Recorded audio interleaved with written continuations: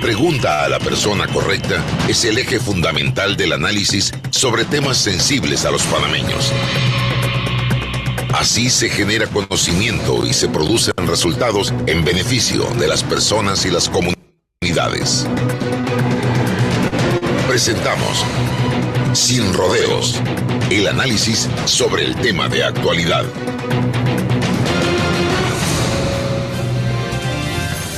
Nos acompaña Jorge Nicoló, un reconocido empresario panameño que se ha metido de lleno a estudiar el tema de la Caja de Seguro Social y la situación delicada que atraviesa el programa de invalidez, vejez y muerte. También César Ruilova, compañero de programa. Lisbeca, le preguntamos inmediatamente al señor Nicoló en qué condición se encuentra el programa de invalidez, vejez y muerte. Estamos ya en febrero del año 2024 y hasta este momento no se ha tomado ninguna decisión con el propósito de rescatar como debe ser este programa. Buenos días, ¿me escuchan? Sí, alto y claro. Muchas gracias. Gracias por la invitación. A ver, el programa de invalidez, vejez y muerte tiene dos componentes.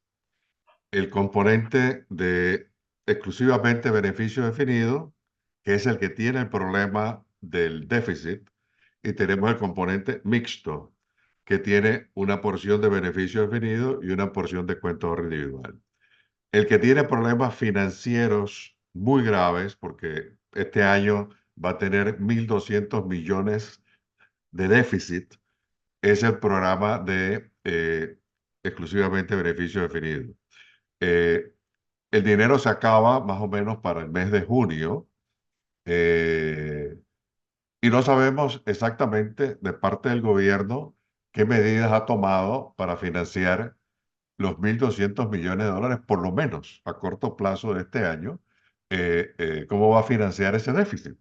Entonces es un tema muy preocupante. Estamos peor que el año pasado, estamos en vísperas ya de que se acabe el dinero y no escuchamos absolutamente nada. Esto que indica una falta de transparencia absoluta en un tema que puede impactar la parte fiscal del gobierno del Estado panameño y la economía también. Muy delicado eso que usted acaba de decir, y estamos hablando de 1.200 millones para cubrir lo correspondiente a este año 2024. El estimado de cuánto sería para pagarle al último beneficiario de este programa definido de pensiones, porque es una cifra que espanta, es una cifra que asusta, y yo creo que el pueblo panameño debe conocerla, don Jorge. A ver, ya se han hecho los estudios actuariales, tanto por la Junta Técnica Actuarial como por la OIT, y han coincidido.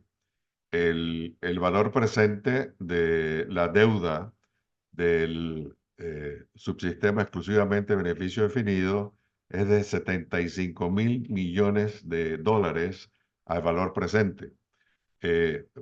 Casi nadie, muy poca gente entiende qué significa valor presente. Si lo vemos desde el punto de vista de los déficits hasta la vida final de este programa, o sea, cuando se muere el último, de exclusivamente beneficio definido, estamos hablando de una cifra que muy difícil de manejar, que son aproximadamente 280.000 millones de aquí hasta el año 66, ¿no? El problema de esto es que ese es un sistema piramidal, beneficio definido por razones demográficas. Antes tenía 15 y más de 15 personas que aportaban por cada jubilado. Pues hoy día andamos en un rango como de 4 o 5 nada más. Eso no puede financiar eso.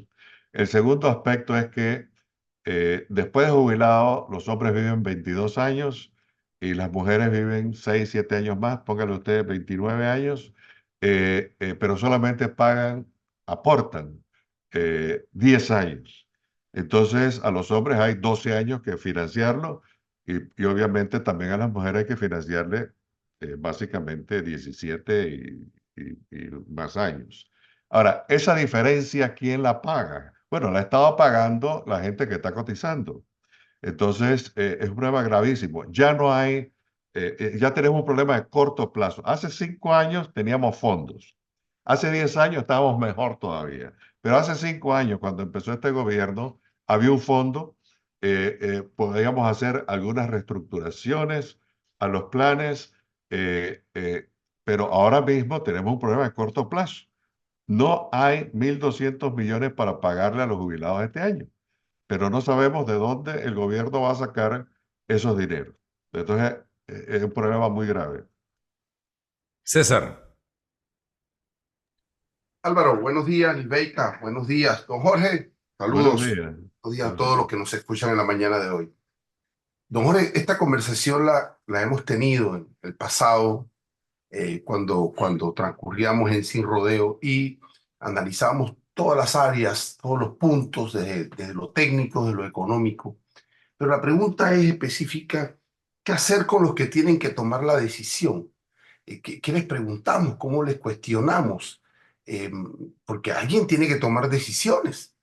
Entonces, si yo pudiera empezar a generar una batería de preguntas bueno, ya estas personas que están en el gobierno, creo que junio, usted me habla de junio, no creo que vayan a contestar las preguntas, pero a los que vienen tendrán que contestar las preguntas. ¿Qué preguntas les hacemos, don Jorge, estratégicas para esto, para estos temas ya urgentes e inminentes?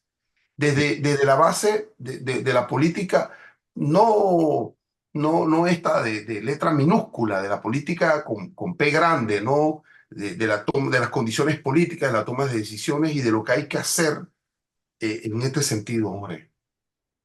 Bueno, muy buena pregunta. El problema que tenemos ahora mismo en el sistema exclusivamente beneficio definido tiene dos aristas principales.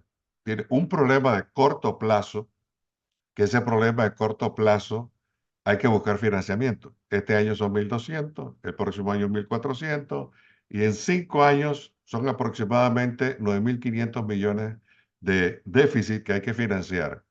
Entonces, tenemos un problema serio de corto y mediano plazo, muy serio.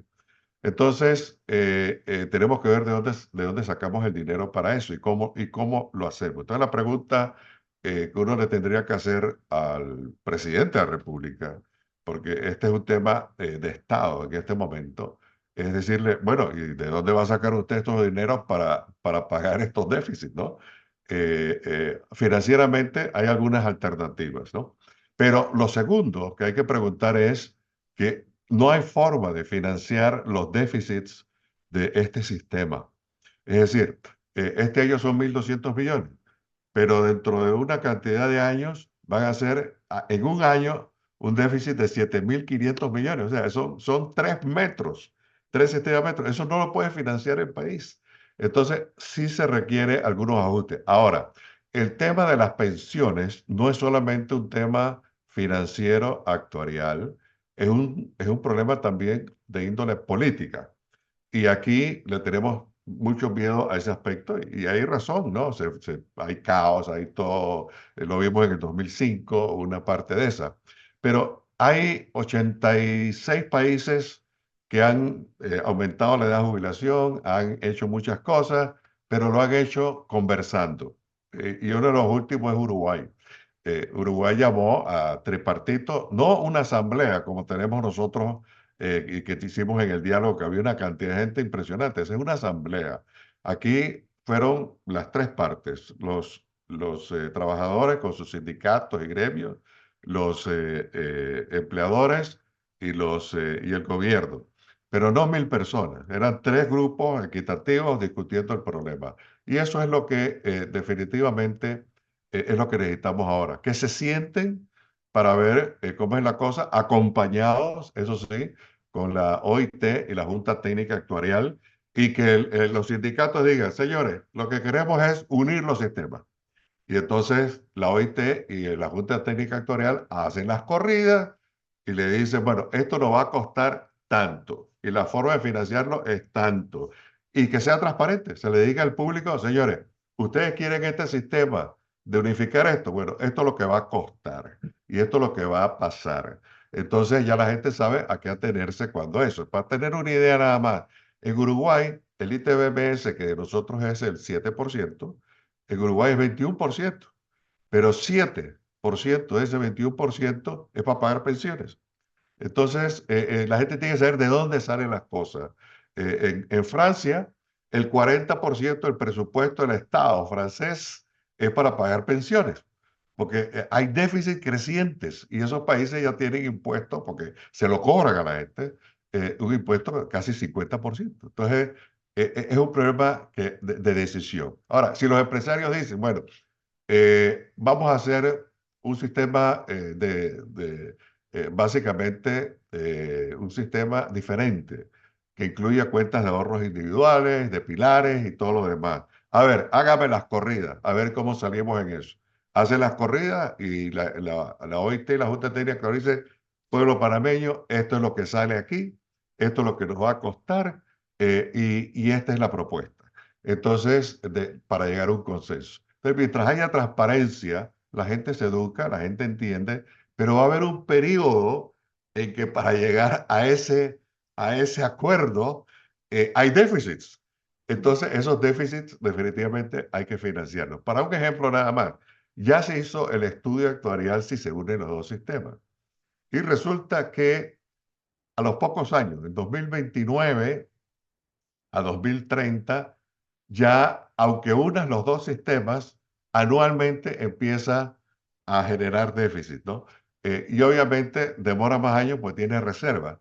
Y la reserva se acaba casi que en los 2030 altos.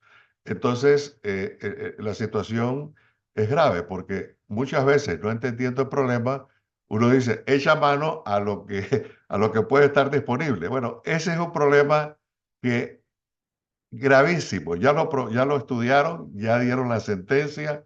Ese es un sistema peor porque los déficits aumentan a una cantidad enorme. El déficit máximo, si no se hace nada, que no puede ser, pero si no se hace nada, es en el año 2045 o algo así, 7.500 millones. En el mismo año, si se unen los dos sistemas, es 14.000 millones.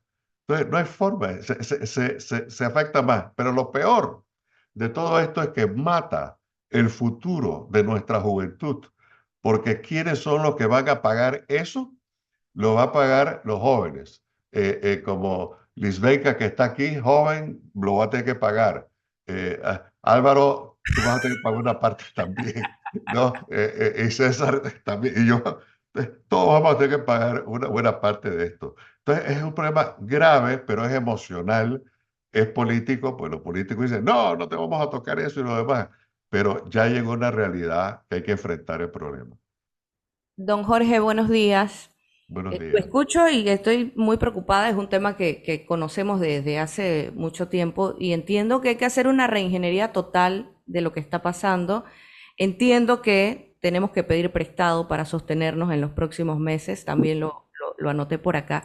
Pero también he escuchado, porque hemos invitado a distintos candidatos a la presidencia de la República, que son los que van a estar al mando de esta decisión en los próximos meses, y ellos plantean muchísimas soluciones. Hay algunos que ni siquiera muestran algún tipo de preocupación, otros que sí, y dicen algunas ideas.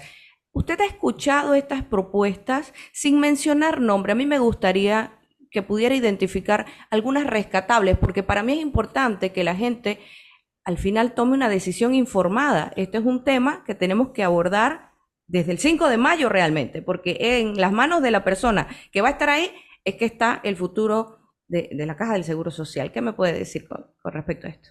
A ver, yo no he escuchado de ninguno una propuesta específica de cómo se soluciona esta situación. Lastimosamente, a lo mejor lo han hablado y yo no lo he escuchado. O sea, es una realidad, pero yo no lo he escuchado. No se atreven a decir cosas que la gente, Sí, exacto. que hay que decirle a la gente. Hay que decírselo. A ver, ¿cómo yo lo pudiera mirar? O sea, si vemos en este año, vamos a tener un problema fiscal inmenso. Por ejemplo, el presupuesto del Estado está inflado. y se van a gastar el 50% en los primeros 6 meses. Entonces, el segundo semestre, cuando entra el nuevo gobierno, se va a encontrar en que los ingresos presupuestados no son reales, pero los gastos, el 50% ya se lo volaron. Entonces, se complica aún más la cosa. Si a eso le agregamos lo que tiene el Estado por pagarle a los proveedores, que son como 1.700 millones, es grave. Ayer estaba leyendo de que a los bancos que le deben como 600 millones y más, van a sacar deuda, o sea, papeles, pues. Y entonces va a aumentar la deuda. Estamos hablando que la deuda puede subir hasta 50.000 millones antes que se vaya esta gente. Entonces, el pago en la deuda es otro elemento, es otra plomada en el agua que va a afectar las finanzas públicas. Y así, cosas como esta, ¿no? El déficit que vamos a tener en el 2024, o sea, este año, la ley lo establece con un 2%, pues no hay forma de llegar al 2% que establece la ley con lo que ellos han hecho. O sea, han hecho varias cosas. Pues, salió la publicación de que ellos están dentro del 3% en el 2023. Se Se le le, cortó el micrófono, don Jorge, para que lo active. Ok. Ya, gracias, perdone. A ver, ellos dicen que ya están dentro del 3% en 2023, pero hay cosas muy importantes. Por ejemplo, son ingresos únicos que no se van a repetir. Por ejemplo, los 500 millones que le pagó el canal al Estado, la verdad que yo no sé, no estoy claro por qué los pagaron, si todavía no pueden hacer absolutamente nada con los en las cuencas, pero lo pagaron. Y lo segundo son los 500, 600 millones que pagó la minera. Pero eso no se va a repetir. Eso es un ingreso que entró en el 2023 y no se va a repetir. Ya ven de lo que tienen represado de deudas que no han pagado. Entonces, sí, fácil hacer esa maniobra contable y decir, bueno, estamos dentro de la ley. El próximo gobierno no va a tener esa flexibilidad porque le va a caer encima una situación fiscal muy grave. Entonces, dada esta situación, es preocupante, pero lo más irresponsable que yo he visto en todos los gobiernos, y todos tienen responsabilidad, pero el más responsable es este gobierno que a estas alturas, en febrero y aproximadamente en junio, empiezan los déficits de 1.200 millones hasta final del año, no hayan dicho de dónde van a sacar el dinero básicamente para financiar ese déficit, por lo menos este año. Entonces, esto es una situación grave. Las preguntas son preguntas que creo de cajón, ¿no? ¿Cómo va a solucionar el problema a corto plazo? Y aquí en el corto plazo sí quisiera decir algo. No, las medidas paramétricas no van a ayudar porque no van a acumular. O sea, uno toma medidas paramétricas para empezar a acumular o posponer los pagos de jubilación. Eso es lo que hizo Francia el año pasado, ¿no? Y cosas como esas. O aumentar los años de cotización para la jubilación mínima. Pero eso no acumula en el corto plazo. Entonces, sí, hay un problema de corto plazo que hay que ver cómo se financia y cómo impacta menos a la población. Y hay un problema ya de más largo plazo que es cómo reestructuramos. La palabra de Lisbeika es muy clara. ¿Cómo reestructuramos el sistema para que sea sostenible? Porque las propuestas que dicen, únelo, quiebra, eso quiebra. No tenga dudas, quiebra, ya se ha aprobado. Lo segundo es, bueno, agarrémoslo del canal, pero ya el canal lo hemos usado. Bueno, seamos angelitos y acabemos con la corrupción. Bueno, ejerce la ley, como Dios la manda. Bueno, que hay gente que no paga la caja de seguro social. Oye, tú tienes las herramientas legales para jurisdicción, hasta jurisdicción coactiva, para cobrar. Pues esto es un desastre administrativo. Entonces, tienes las herramientas, no las usas. ¿De quién es la responsabilidad? ¿De quién la dirige? Y yo diría que la reestructuración tiene que venir desde la cabeza, desde el presidente de la República, para que una reestructuración en cualquier organización pueda funcionar. Oiga, si cerramos todos esos portillos o esclusas que usted acaba de plantear, con una buena administración, una buena reorganización, estaríamos encaminados a la solución. Uno. Dos, ¿qué plantea un hombre estudioso como usted del tema para resolver de raíz el problema de las pensiones? Porque estamos hablando de beneficio definido, pero para la gente joven, como Lisbeica, para atrás, que están en el otro programa, no se han puesto siquiera a pensar lo que les va a venir encima cuando les toque jubilarse. Mire, la gestión en la Caja de Seguro Social, podemos decir en una sola palabra, es un desastre. O sea, es un desastre administrativo, es un desastre de su estructura, de junta directiva, de dirección, le falta independencia. O sea, hay una serie de trabajos que hay que hacer que no se van a poder hacer en un año. Esto hay que reestructurarlo, planificarlo bien, cómo vamos a realmente a profesionalizar la caja, cómo le vamos a dar la independencia que se merece. Lo segundo es que la caja mantiene dos sistemas separados. Un sistema de salud que tiene varias aristas y un sistema de pensiones. En el informe del Fondo Monetario Internacional de 2015 indicaban claramente que la caja carecía definitivamente de gente capacitada a nivel alto para el manejo de las inversiones para que dieran rendimientos adecuados. Y lo segundo era la falta de independencia, porque casi el 80% se invertía en papeles del Estado o se invertía en plazos fijos con tasas de rendimiento muy bajas, más bajas que el mercado, y en algunos casos muy bajas. Entonces, todo eso hay que mirarlo, hay que darle la independencia. Recomendaciones en cuanto a eso es que hay que separar las dos partes principales de la caja, y una es salud, y ver cómo se maneja eso unido con el Ministerio de Salud, y la otra es el manejo de pensiones con gente profesional de primer mundo. Ahora, como aquí, cuando uno habla de eso, dicen, ¿quieres privatizar? Y aquí la palabra privatizar es anatema. Entonces, bueno, no privaticemos. Tenemos una institución pública, que es el CIACAP, que ha manejado muy bien, maneja poco más de 800 millones de fondos, tiene medio millón de gente allí suscrita, pero todo el mundo sabe cuánto tiene su cuenta de ahorro y cuánto le rinde año tras año. Entonces, pasemos eso al CIACAP y le damos los recursos al CIACAP. Ellos manejan eso solamente con 40 personas. O sea, estamos hablando que hay también una eficiencia importante. Entonces, desde ese punto de vista, creo que hay que separar. Ahora, el problema de fondo en esto es que toma tiempo.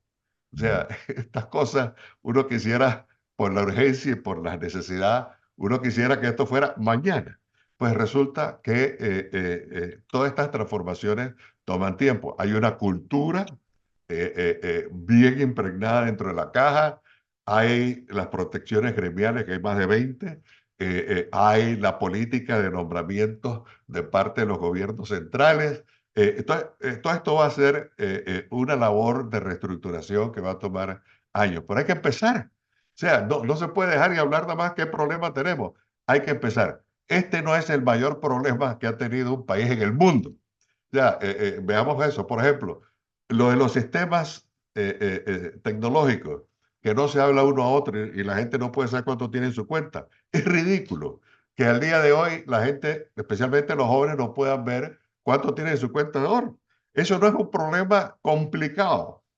Lo que hay que traer es gente que sepa esa cuestión, de afuera y de adentro, que trabajen juntos, que tengan la experiencia y digan, señores, hay que invertir. Ya se ha invertido casi 200 millones en los últimos años y cero resultados, porque aquí las cosas son, lo que vale son los resultados y nada más. Bueno, entonces, ¿cómo hacemos realmente para cambiar eso? Bueno, esto va a costar 200 millones más porque los primeros 200 lo votamos. Entonces, bueno, ¿estamos listos para arreglar esto? Sí. Entonces, nos metemos de lleno en eso y es un programa aparte y ese tortuguismo para hacer las cosas, eso hay que cambiarlo. A la gente hay que atenderla. Entonces, ¿qué resulta? Que no solamente está en déficit, y esto acaba de salir con los estados financieros del 2022, no solamente está en déficit el sistema exclusivamente beneficio definido, sino que ya el sistema de enfermedad y maternidad está en déficit.